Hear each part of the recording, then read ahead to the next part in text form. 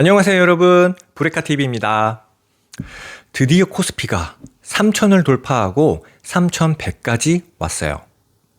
진짜 5,000 갈 것 같으세요? 그렇다면 이번 코스피 상승의 핵심 포인트를 제가 쉽게 알려드릴게요. 준비됐죠? 브레카! 코스피가 3년하고도 6개월 만에 다시 3,000을 돌파했어요. 지금은 3,100도 넘었잖아요. 그런데 주변에서는 벌써 5,000 가는 거 아니냐는 호들갑도 나오고 있어요. 근데 정말 가능할까요? 혹시 이거 아세요? 올해 글로벌 지수 중에서 우리나라 주가 상승률이 무려 1위예요. 1위. 가장 높아요. 그러니까 어때요? 증권사들도 너나 할 것 없이 주가 전망치를 지금 줄줄이 올리고 있고요. 주변에 있는 주식 투자자분들이나 주식 컨텐츠들을 보면 모두 다들 돈 자랑을 하고 있어요. 돈이 복사된다면서 불장을 외치고 있어요. 근데 고민되시죠? 진짜 지금 주식을 해야 해? 아니면 말아야 해? 자, 그렇다면 정말 코스피가 5,000을 갈 수 있을지 딱 두 가지만 이해하면 여러분도 시장의 방향을 읽을 수 있습니다. 여러분이 시장의 방향을 이해하기 위해서 반드시 알아야 될 두 가지 핵심이 있어요. 그건 바로 재료랑 수급이에요. 이 재료와 수급이 무엇인지 어디에서 확인하고 어떻게 판단해야 될지 먼저 알고 갈게요. 자, 먼저 재료입니다. 우리가 맛있는 음식을 만들려고 하면 신선한 고기도 있어야 되고 채소 같은 게 필요하잖아요. 그런데 주식시장에서는 실적, 신사업, 정부정책, 인수합병 이런 주가를 움직일 수 있을 만한 모든 요소들을 우리는 재료라고 말해요. 그러면 이런 재료들은 우리가 어디서 확인하죠? 바로 뉴스, 기업 공시, 증권사 리포트 등에서 쉽게 확인할 수가 있어요. 그런데 요즘은 온라인 커뮤니티나 소셜미디어에서도 아주 빠르게 정보를 얻을 수 있지만 검증되지 않은 정보가 있을 수 있으니까 항상 출처를 확인하고 신중하게 판단해서 투자를 해야 해요. 자, 그러면 어떤 재료가 1등급 재료라고 부를까요? 바로 적용 범위가 넓고 그리고 영향이 오래 지속되는 재료가 1등급이에요. 예를 들어서 올해 4월에 무슨 일이 있었죠? 트럼프가 관세 전쟁을 시작했잖아요. 그래서 어떻게 됐어요? 전 세계가 폭락했죠. 이렇게 전 세계적으로 파급력이 크고 그리고 길게 지속되는 재료가 주가를 크게 움직일 수도 있는 거예요.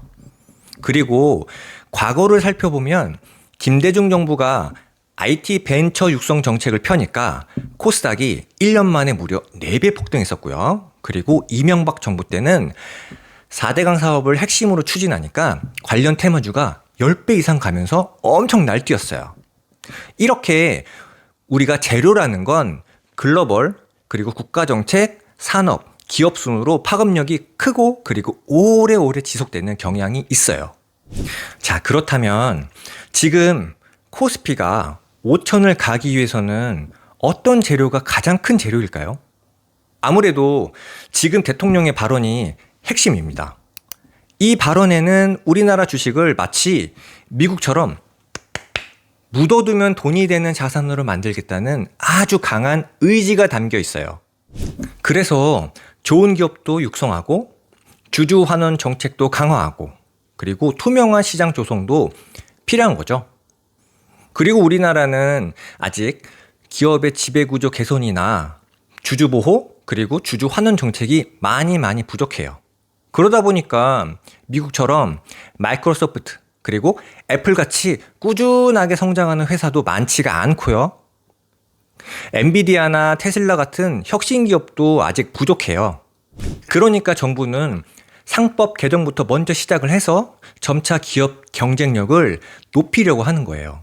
이걸 보고 해외 언론도 좋은 얘기들을 해주고 있어요. 아, 이번 상법 개정은 역대 가장 강력한 주주보호 조치라고 하면서 이번에 코리아 디스카운트도 해소가 가능하다라는 평가를 내리고 있어요. 실제로.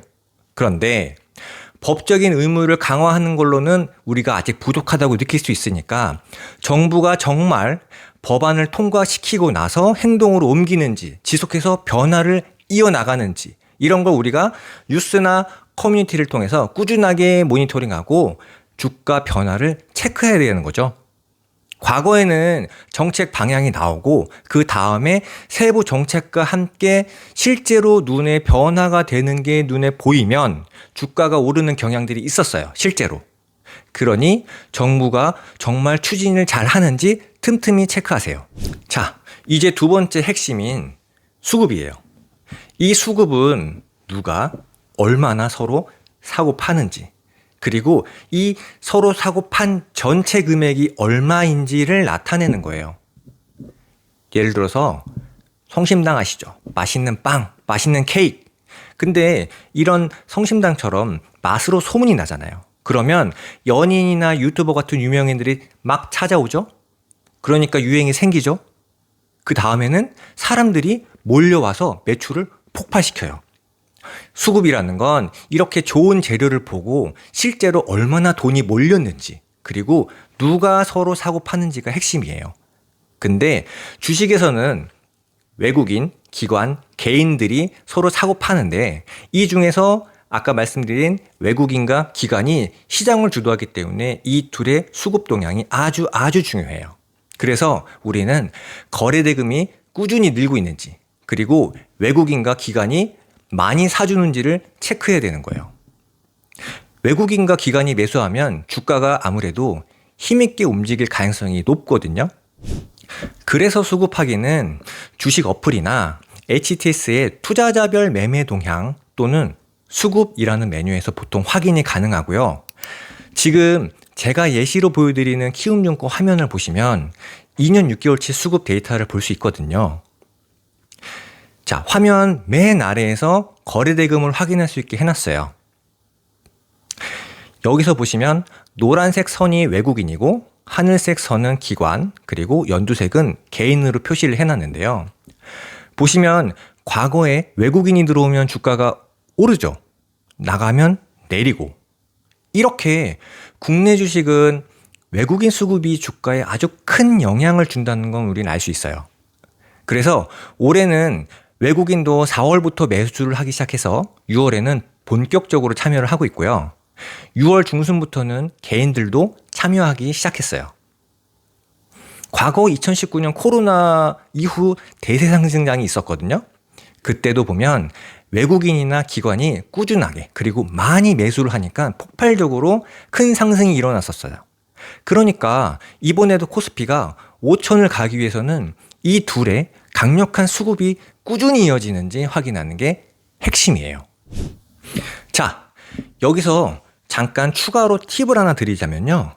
우리가 흔히 3대 투자 자산이라고 하면 주식, 부동산, 코인이거든요. 그런데 주식이랑 부동산 그리고 코인의 거래 대금을 서로 크로스 체크해 보세요. 그러면 어디에 현재 사람들이 관심이 집중되는지 알 수 있어요. 먼저 코인은 업비트라는 곳에서 5년치의 주, 월, 연간 거래 대금을 확인할 수 있고요. 가장 최근만 보면 작년 하반기에 큰 재료가 나왔었어요.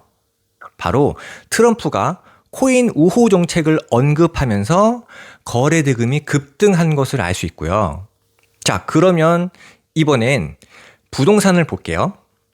부동산 데이터는 주식이나 코인보다 좀 불편해요. 그래도 KB부동산이라는 곳이 있는데 이곳의 전국 상세 기준별 거래량에서 아파트 매매를 선택하시거나 한국부동산원의 월별 행정구역별 아파트 거래 현황에서 전국 아파트 거래 추이를 볼 수 있어요. 부동산 투자의 경우에는 보통 아파트가 메인이기 때문에 아파트 현황을 보는 게 좋습니다. 지표상으로는 전국적으로 크게 거래가 늘지 않았는데 왜 부동산에서는 지금 역대급 불량이라고 할까요? 그걸 확인하려면 우리나라에서 가장 대장급 아파트 50개를 추려서 만든 KB부동산의 KB선도지수라는 것이 있어요. 이걸 확인해 보면 값비싼 아파트들은 이미 상대적으로 저가 아파트에 비해서 엄청나게 급등했기 때문이거든요. 그러니까 정부에서는 가만히 둘 수가 없는 거예요. 아주 강한 대책을 내놔서 지금 시장이 아주 패닉인 거죠. 자, 그럼 이제 정리를 해드릴게요. 여러분들이 코스피 5000이라는 숫자를 들으면 마치 편안하고 부드러운 상승장만 펼쳐질 거라고 생각하실 수 있잖아요. 그쵸? 근데 실제는 전혀 아니에요. 정말 수많은 어려움, 그리고 변동성을 이겨내야만 도달할 수 있는 어려운 길이에요. 그러니까 코스피가 5000을 가려고 하면 반드시 좋은 재료가 있어야 되고, 그리고 외국인과 기관들의 강력한 수급이 이전보다 훨씬 많이 들어와야지만 현실이 될 수 있어요. 그러니까 현재는 정부의 강력한 정책이라는 큰 재료가 등장했고요. 그리고 시장도 여기에 반응해서 수급 측면에서도 외국인이 매수하는 게 확인이 되었죠. 그러면서 점점 거래 대금이 늘어나고 있어요. 하지만 주식시장이라는 건 항상 예측이 어려워요. 불가능하고 변수가 많아요. 그렇기 때문에 글로벌 경제 상황이 바뀐다든지 아니면 예상치가 못한 대외 악재가 있거나 또는 지금 정부가 하고 있는 정책들이 정말 실제 효과가 미미해. 그렇다면 시장의 흐름은 언제든지 바뀔 수가 있어요. 그러니까 오늘 제가 알려드린 재료와 수급 이 두 가지 관점에서 여러분들은 시장의 움직임을 꾸준히 체크하셔야 돼요. 정부의 정책 진행 상황, 그리고 그에 따른 기업들의 변화, 외국인과 기관의 수급, 이런 것들을 매일매일 체크하면서 시장의 흐름을 읽는 연습을 꾸준히 하세요. 그러면 여러분도 지금 투자를 해야 할지 말아야 할지 스스로 판단할 수가 있어요. 오늘은 브레카TV가 첫 번째 컨텐츠를 만든 굉장히 기념적인 날인데요. 처음이라서 떨리고 부족한 점도 있겠지만 앞으로 더 좋은 정보와 분석으로 여러분들이 스스로 판단해서 올바른 투자를 할 수 있도록 돕겠습니다. 오늘 영상이 여러분에게 도움이 되었기를 바라고요. 다음 영상에서는 더 좋은 내용 가져올게요. 구독과 좋아요, 알림 설정과 그리고 댓글 부탁드릴게요. 정말 고맙습니다. 브레카!